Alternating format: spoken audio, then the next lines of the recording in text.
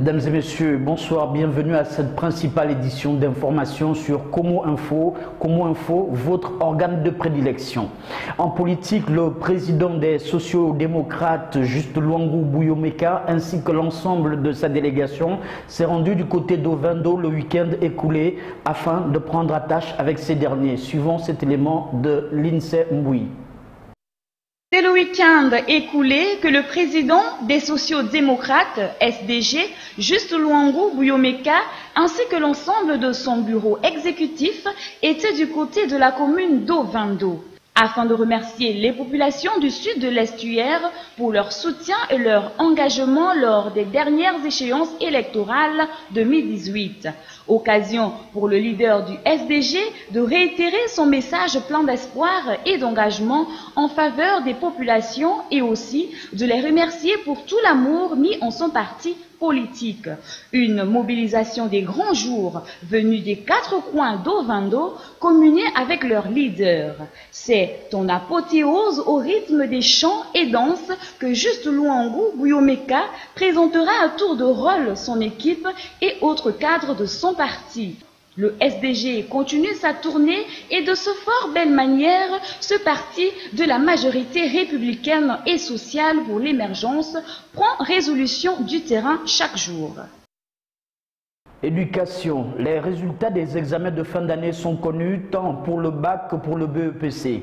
Afin d'en être plus éclairé sur la question et les différentes statistiques autour, Sharon Bilogo nous en dit un peu plus.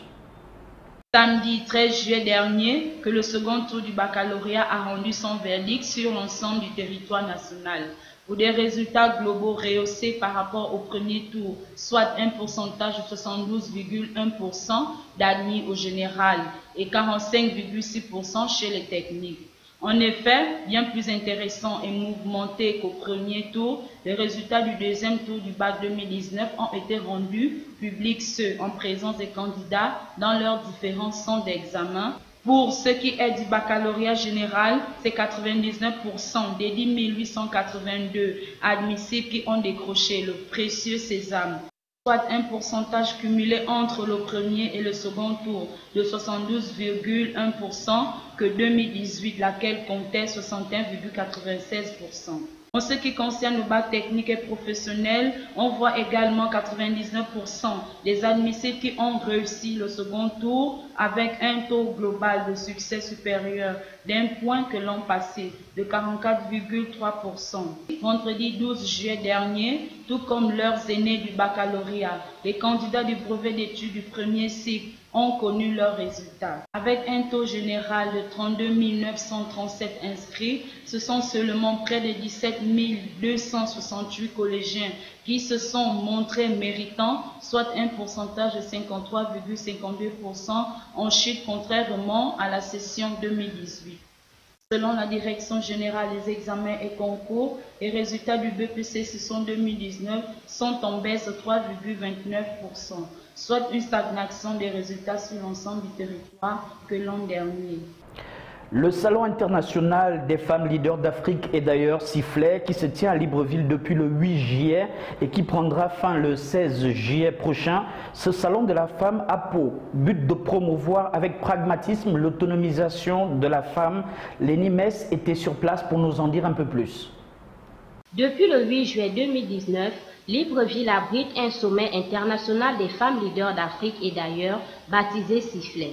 Pour Sidonie Flore Oué, la présidente de ce salon, ce dernier permet d'élargir la mission de la femme gabonaise et africaine en intégrant les caractéristiques propres à chaque culture et a ajouté que cette grande consultation internationale permettra de mettre en évidence les préoccupations qui peuvent constituer les freins à l'autonomisation des femmes.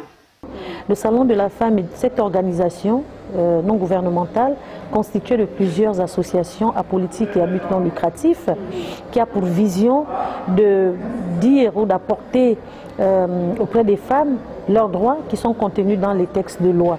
On est resté trop longtemps dans les définitions livresques pour parler de l'autonomisation. L'autonomisation c'est ceci, l'autonomisation c'est cela, mais qu'en est-il de l'effectivité? On dit on s'arrête, coup de sifflet, pour pouvoir passer à une autre étape, d'où le thème, le renouveau pragmatique de l'autonomisation de la femme par l'exemple.